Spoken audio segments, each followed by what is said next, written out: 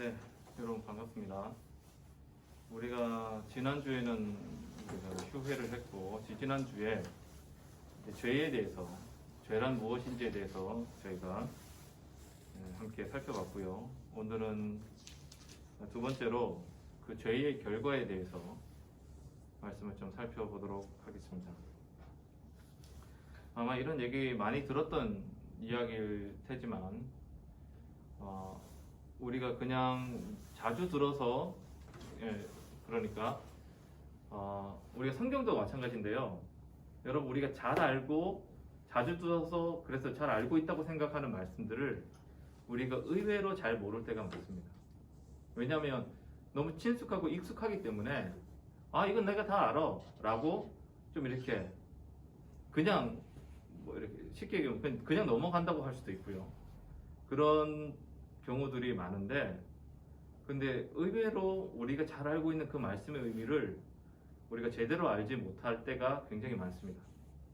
오늘도 이 죄의 결과에 대해서 여러분 많이 들었을 거예요. 교회를 다녔다면 많이 듣고 아마 다 알 거라고 생각합니다. 하지만 다 아는 내용일 수도 있지만 그 가운데 여러분들이 혹시 놓치고 있었던 부분 또는 오해하고 있었던 부분, 그런 부분들이 발견되어지기를 바랍니다. 자, 지난주에 우리 죄가 뭐라고 했는지 기억나십니까? 우리 재상 뭐가 죄라고 했었지? 기억나니 혹시?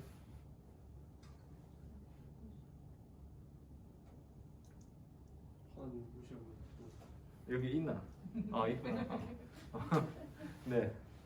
죄는 보통 우리가 이제 행동이라고 생각을 했지만, 죄하면 행동을 생각하지만 행동이 아니라 죄는 하나님을 무시하는 하나의 태도이다. 자세. 우리가 삶을 살아가는 어떤 자세와 태도. 그것이 죄라는 것에 대해서 지난주에 얘기를 나눴습니다.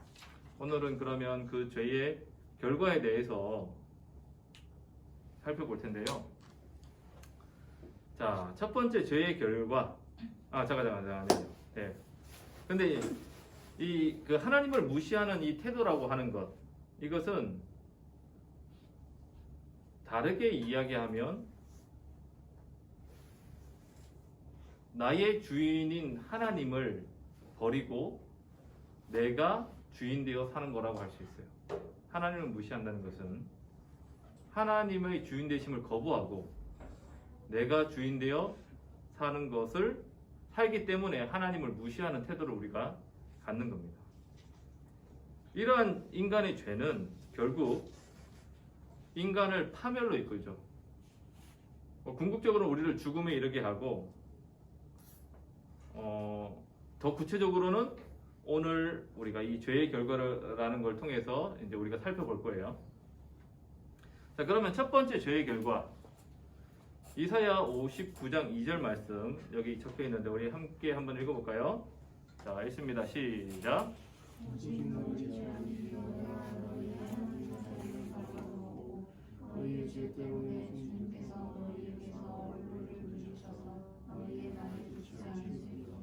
네, 지금 이사야 59장 2절에서 죄의 결과를 어떻게 얘기를 하고 있냐면, 하나님과 나 사이가 죄 때문에 갈라졌다.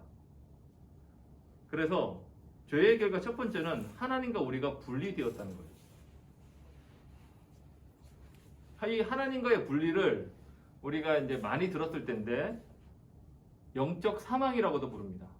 하나님과의 분리란 다른 말과 영적 사망 같은 말이에요. 아담 이후로 모든 사람은 하나님과 분리된 상태로 태어납니다. 한 사람도 예외 없어요. 모든 사람은 태어날 때부터 하나님과 분리된 채로 태어납니다. 그럼 우리 모든 영혼들은 죽은 영혼들이죠. 이것이 죄의 결과예요. 이것에 대해서 이제 우리가 로마서 5장에서 설명한 바가 있습니다.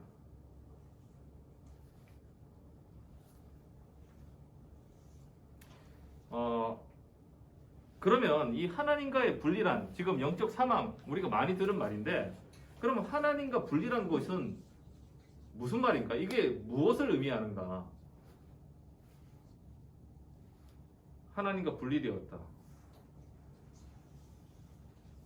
이거를 지금 우리의 삶과 좀 접해서 설명을 하면 여러분들이 지금 하나님과 분리된 삶을 살고 있을 수도 있고 연결된 삶을 살 수도 있는데 하나님과의 분리란 다른 말로 이야기하면 하나님과의 교제가 끊어졌다 할 수도 있고요.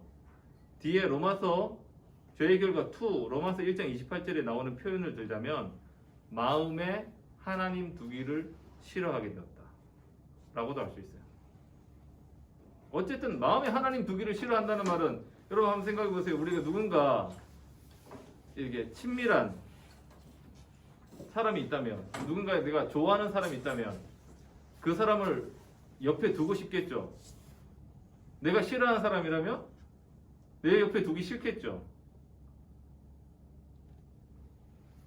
결국 교제, 나 옆에 두기 싫으니까 이 사람과 교제할 수 없는 거고 내가 좋아하는 사람이라면 내 옆에 두기 때문에 이 사람과 쉽게 교제를 할 수 있는 사람이 되는 거예요. 하나님의 분리라는 것은 마음에 하나님 두기를 싫어하는 것이고 아까 저의 의미랑 똑같아요. 그래서 하나님과 교제를 할 수 없게 되었다는 말입니다. 하나님과 교제를 할 수 없다. 하나님과 교제가 끊어졌어요. 이사야 59장 2절에 우리가 읽은 말씀에 하나님께서는 너희에게서 얼굴을 돌리시고 너희의 말을 듣지 않으신다라고 기록하고 있죠. 이게 한마디로 얘기하면 관계가 끊어졌단 말이에요. 하나님께 나를 보기 싫어하셔. 내 말을 듣지도 않으셔.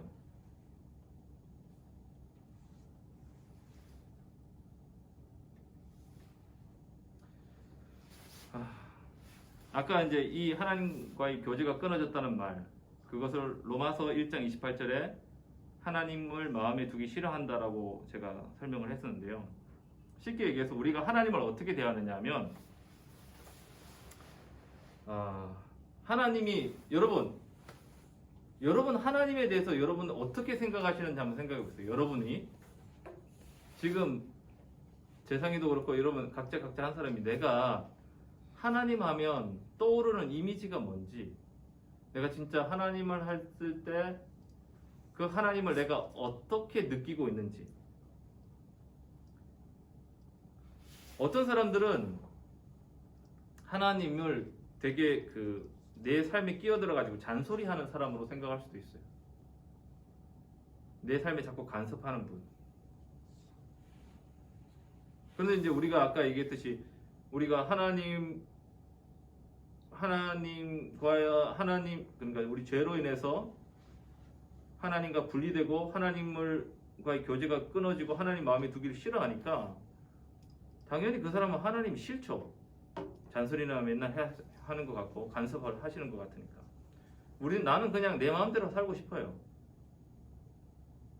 이 상태가 바로 하나님과의 관계가 끊어지거나 아주 느슨한 관계임을 보여준다고 볼 수 있습니다.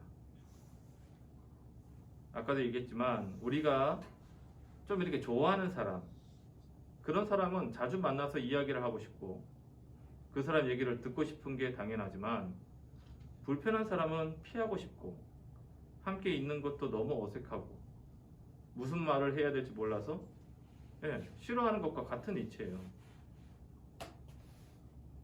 우리의 상태를 보면 근데 이거를 지금 여러분들이 제가 구원에 관한 이야기들을 많이 이때까지 했었는데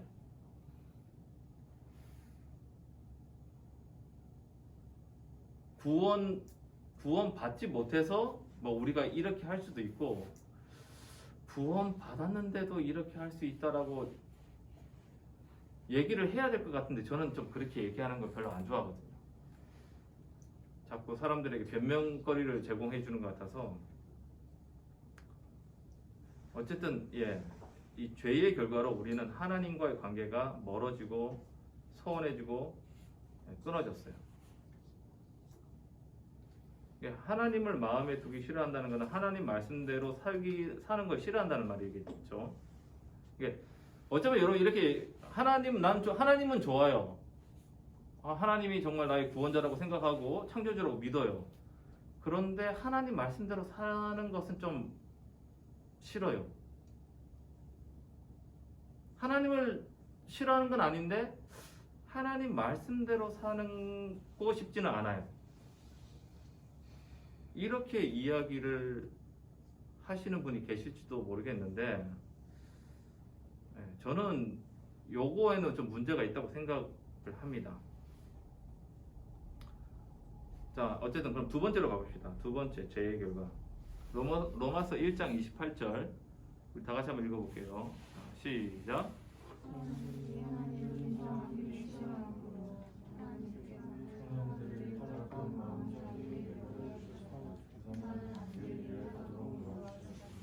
네, 아까 이거는 저희가 로마서 할 때도 설명했던 건데 기억을 하실런가 모르겠는데 이 하나님과의 분리가 가져온 결과 또는 죄의 결과 뭐냐?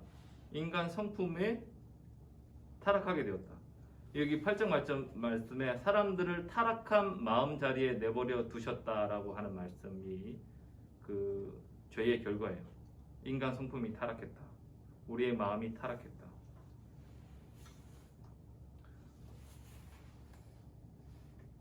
여기에 지금 마음에 하나님 타락한 마음 자리에 내버려 두었다. 인간의 마음이 타락했다. 타락한 마음을 가지게 되었다. 그런데 그렇게 타락하게 된 이유가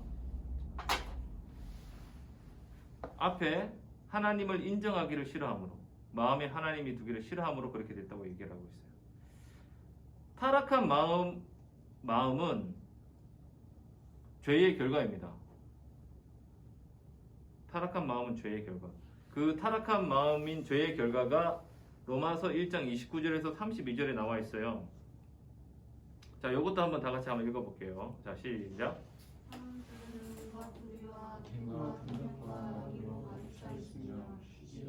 다리와 분쟁과 사기와 저기로 가득 차 있으며 수군거리는 자요, 중상하는 자요, 하나님을 미워하는 자요, 불손한 자요, 오만한 자요, 자랑하는 자요, 악을 꾸미는 모략꾼이요, 부모를 거역하는 자요, 우매한 자요, 신의가 없는 자요, 무정한 자요, 무자비한 자입니다. 그들은 이와 같은 일을 하는 자들은 죽어야 마땅하다는 하나님의 공정한 법도를 알면서도 자기들만 이런 일을 하는 것이 아니라 이런 일을 저지르는 사람을 두둔하기까지 합니다. 이거 그림 아마 많이 봤을 거예요.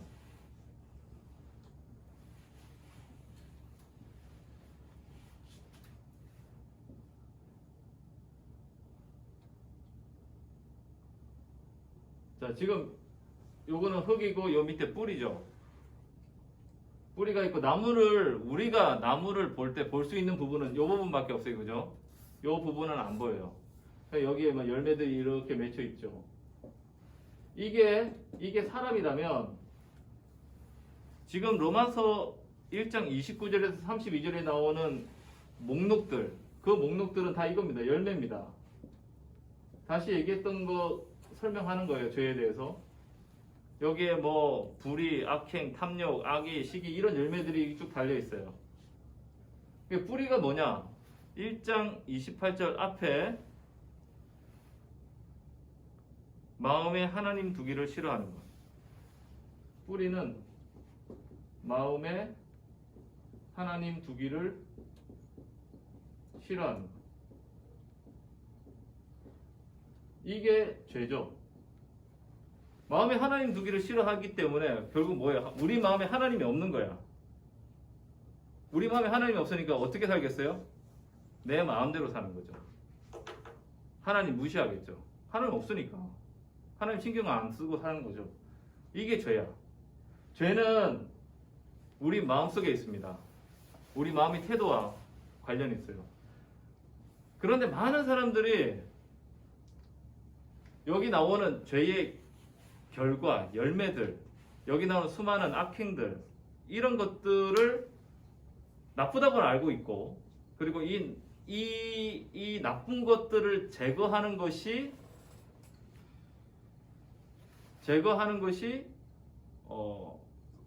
제거를 많이 하는 사람일수록 사람들이 봤을 때는 저 사람 좀 되게 도덕적인 사람이다. 이렇게 우리가 판단을 하죠. 그리고 교회를 다니는 사람 많은 사람들도 내가 그리스도인이 딱 되었을 때에 성화라는 걸 얘기할 때에 사람들이 항상 집중하는 부분들은 이것을 고쳐야겠다고 하는 겁니다. 나에게 나쁜 것들이 있으니까 이것들을 고쳐야지. 이런 거 없애야지. 이거 지으면 회개하고 막 그렇게 하죠. 그런데 만약에 여러분 지금 나무가 이대로 있고 내가 열심히 그 추수를 해가지고 여기 걸려있는 열매를 다 땄어. 열심히 노력해가지고 열매를 다 땄어요. 그게 다 없어졌어. 그럼 이것으로 끝일까요? 나무 열매를 이미 다 땄으니까 한동안 없을 수도 있겠죠. 하지만 시간이 지나서 또 봄이 오고 여름이 오고 가을이 되면 여기에서 꽃도 피고 싹도 나고 꽃도 피고 시간이 지나서 또 언젠가는 열매가 맺히겠죠. 왜 그렇죠? 왜 그런가요? 계속해서 이 뿌리로부터 영양분이 올라가고 있으니까. 내가 아무리 이것들을 없애도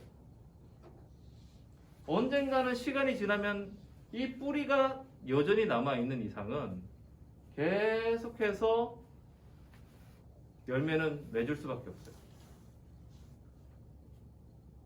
그래서 여러분 우리가 성화를 얘기할 때 여러분들이 정말 예수님을 믿고 신경 써야 되는 부분은 이 열매가 아니고요, 뿌리입니다. 마음에 하나님 두기를 싫어하고 있는 이 마음. 여러분 마음에, 여러분 삶에 하나님 모시고 살고 있어요? 아니면 여러분 마음에 하나님 두기를 싫어한다는 것은 내가 있다는 말이겠죠. 여러분들이 원하는 것. 이거를 제거하지 않는 이상은 계속 열매를 맺어요.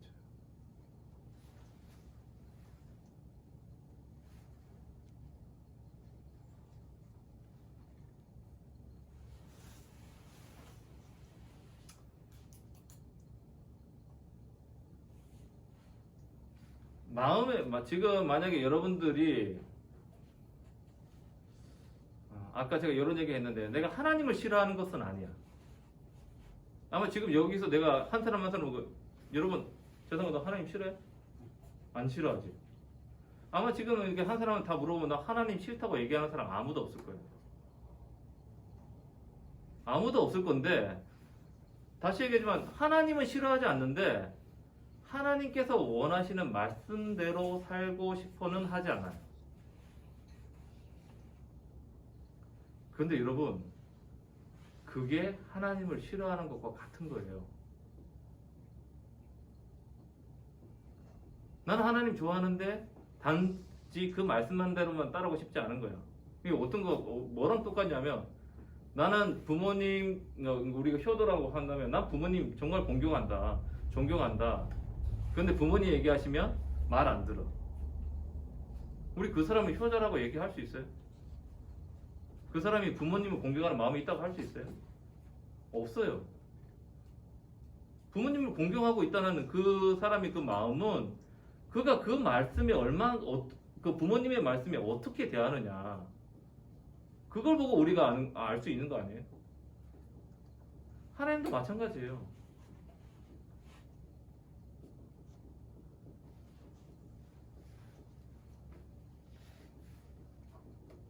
그래서 여러분들이 정말 마음에 여러분 혹시 어떤 면은 좀 정직해질 필요가 있어요. 나는 하나님은 좋아하는데 하나님 말씀 듣기 싫어. 그렇게 자꾸 변명하지 말고, 하나님 말씀 듣기 싫어하는 것은 나는 하나님을 싫어하는 것일지도 모른다. 그냥 그렇게 정직하게 자기를 고백하고 기도하세요. 하나님, 정말 제가 마음에 하나님을 모시고 살고 싶다고. 내 삶에 지금 솔직히 얘기하면 내가 하나님 말씀 듣고 싶지 않다고. 이렇게 얘기하면 사실 더 정직한, 좀 이렇게 우리가 정직해야 돼요.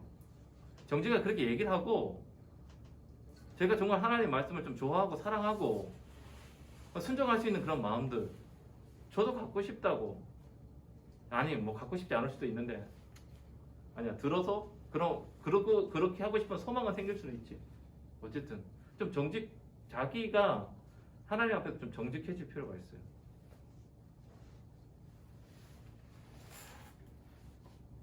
자, 그러면 인간이 죄의 결과로서 하나님과 분리되었고 그 분리 때문에 그 하나님과 분리된 결과 하나님을 싫어하는 마음을 그러니까 하나님이 싫어졌고 내 마음대로 살고 싶게 되었는데 그 결과 우리는 이런 열매들을 맺는다.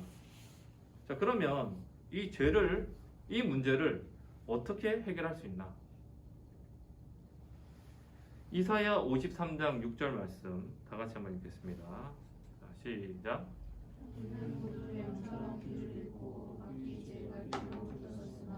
주님께서 우리 모두의 죄악을 그에게 지우셨다. 이 말씀 속에서 우리는 모두 양처럼 이란 말의 의미가 무엇인가?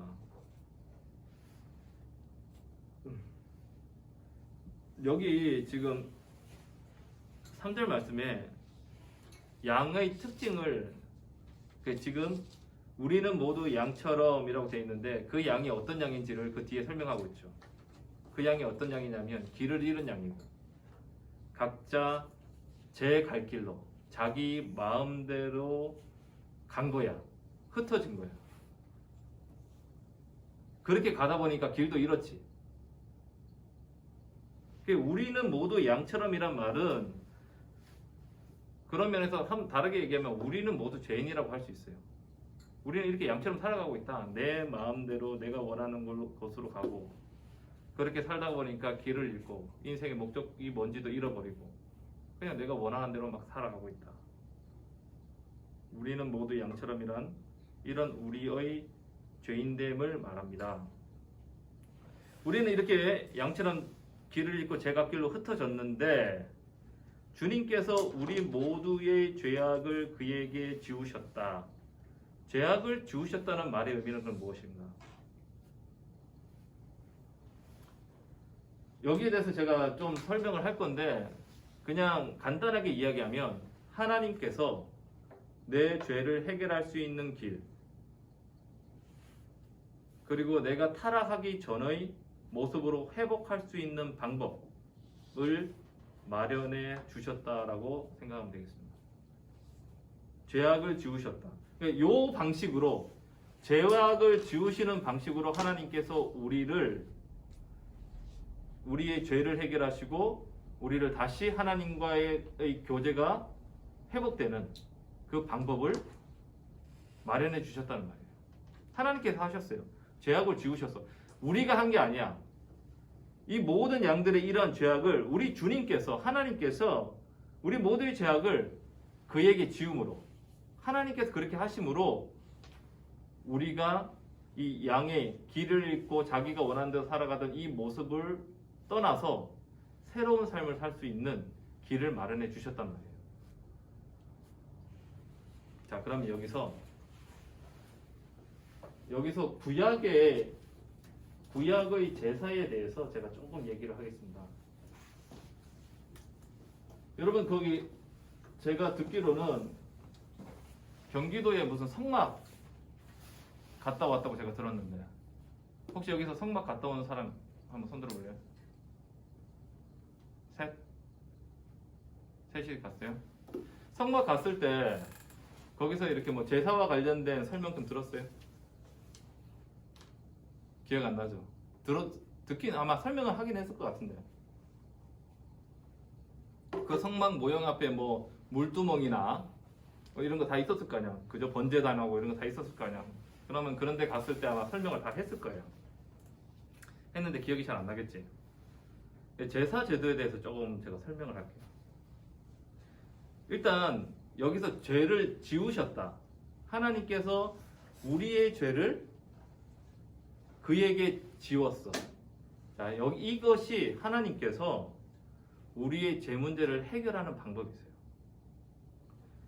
우리의 죄 문제를 해결할 때 하나님께서 주신 방법이 뭐냐? 죄를 지은 그 사람을 직접 이렇게 죄를 묻지 않고 그 죄를 해결할 수 있는 방법으로 그의 죄를 다른 어떤 것에 지우는 방식으로 죄 문제를 해결하셨어요. 구약에서부터 처음부터 그렇게 하셨어요. 구약에서 죄를 세하는 방법이 이제 제사잖아요.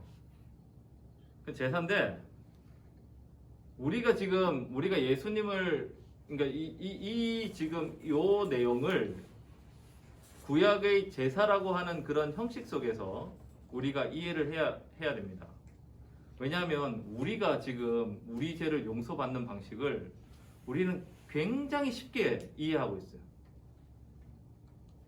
예수님께서 내 죄를 위해서 죽으셨어. 나는 예수님을 믿으면 그 죄가 해결돼. 굉장히 단순하게 이해하고 있는데 구약에서 이 제물을 바치는 방식을 제가 설명을 하면 그 방식은 레위기에서 기준이에요.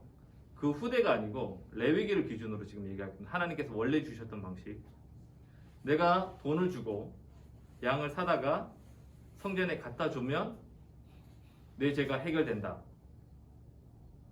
아닙니다. 우리는 우리의 구원을 이런 식으로 좀 약간 되게 단순하게 이해를 하는데 구약에서 죄를 사하는 방식은 그런 방식이 아니었어요. 레위기에서는. 레위기에서는 죄를 지어서 그 죄를 속하기 위해서 죄를 지은 사람이 자신이 바칠 양을 가져와요. 가지고 오면 그 양에다가 자기가 손을 얹어서, 그러니까 죄인이 양이 있으면 그 양의 머리에 손을 얹어가지고 자신의 죄를 이 양에게 전가를 시킵니다. 전가를 시키면 그러면 거기서 끝나는 것이 아니고 그렇게 죄를 지은 사람이 그렇게 하고 나서 그 양을 자기 손으로 잡습니다. 잡는 방법은 막 이렇게 너무 이렇게 질질 끄고 뭐 몽둥이 때리면 안 되고 한 번에 깔끔하게 죽여야 돼요. 그렇지 않으면 이 재물에 상처가 나거나 하면 안 되기 때문에 깔끔하게 줍니다. 목을 따가지고 한 번에 죽입니다. 그러면 그 사람이 그 양의 가죽을 다 벗기고요. 그 다음에 양의 각을 뜹니다. 물론 그 안에 내장도 제거를 해야겠죠. 그거를 제물을 바치는 사람이 다 해요. 그러고 나면 그 각 뜬 걸 가지고 그다음에 그 피를 목을 땄을 때 피를 받고 그 각 뜬 걸 가지고 제사장에게 줍니다. 그러면 제사장이 그 피와 그 각 뜬 고기를 가지고 이렇게 뭐 뿌릴 건 뿌리고 태울 건 태우고 그렇게 해서 제사를 드려요.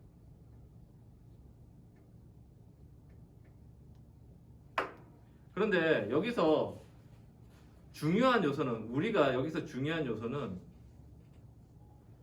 그 누구야? 죄인이 그 양에게 죄를 전가하는 것. 이 과정이 지금 여기서 죄를 지우는 것과 같은 건데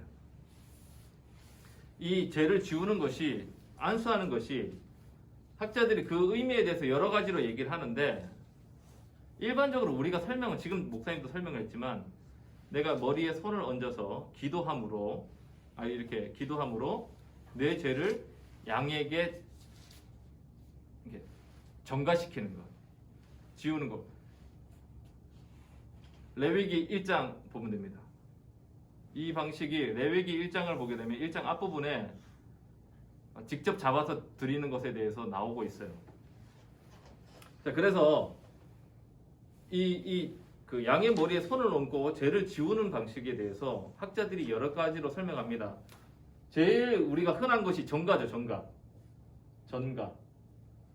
내 죄를 양에게 넘기는 것.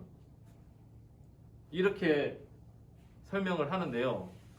제가 봤을 때, 그리고 학자들이 더 정확한 의미는 두 번째가 동일시입니다. 동일시. 저는 이게 더 성경적이라고 생각해요. 동일시. 죄를 단순히 내 죄를 양에게 넘기는 게 아니고 내가 그 양의 머리에 손을 얹음으로 말미암아 이 양이 뭐가 되냐? 죄 지은 내가 되는 거야.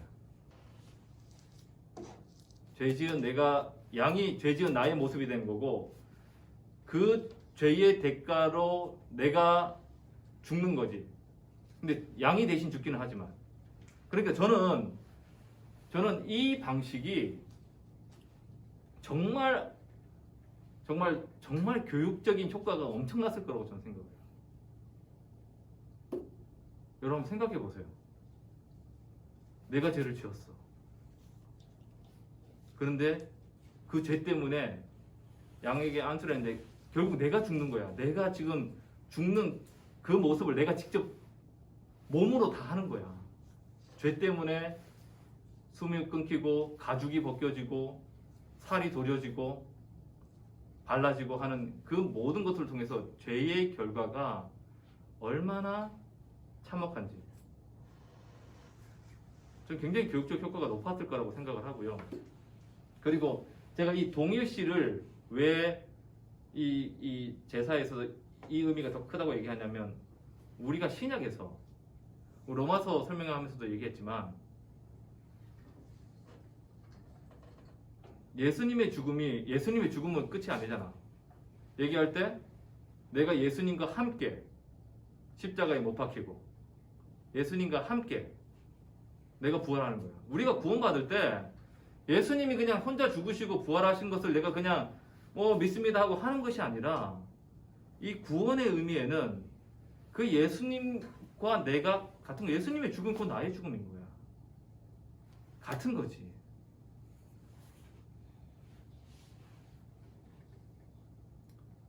그래서 해결하는 길은 어쨌든 이 방법을 통해서 하나님께서 우리의 이 죄 문제를 해결할 길을 열어주셨어요.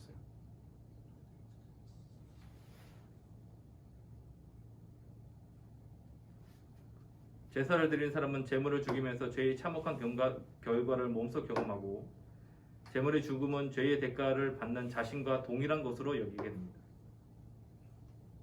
이 과정을 통해서 나는 새로운 사람으로 태어나는 거야.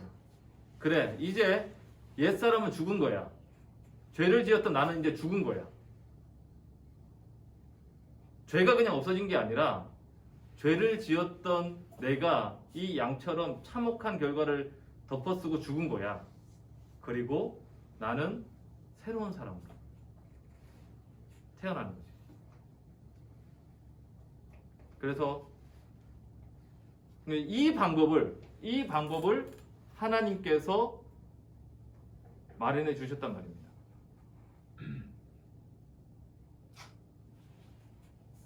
이해가 됐나요?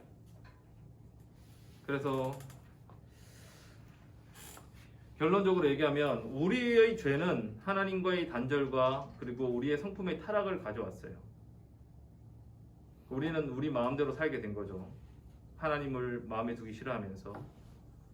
근데 이 문제를 해결하기 위해서 하나님께서는 그리스도 우리 죄를 대신 지시고, 아니 우리가 죽어야 되는데 그 죽음을, 그러니까 이 레위기의 제사법에 따라서 그리스도 안에서 해결하여 주시고 우리가 우리의 죄를 용서받고 타락한 성품이 회복될 수 있는 길을 마련해 주신 겁니다.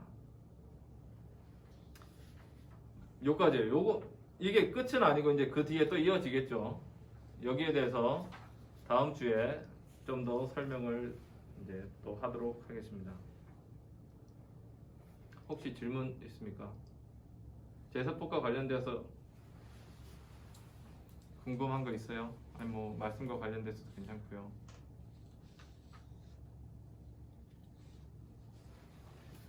이게 죄를 지었다고 하는 것이 정확하게 지금 이해가 됐는지 제가 잘 모르겠어요.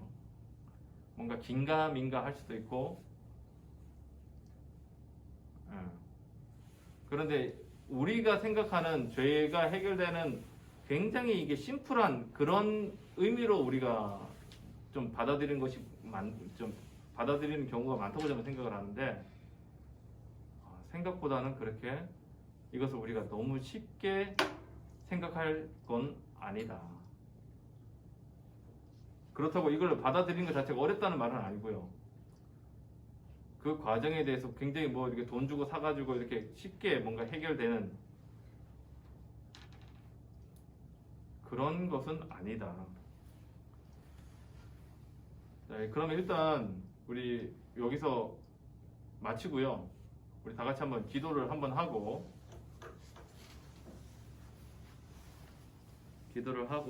뭐 좀 더 질문을 받든지 하도록 하겠습니다.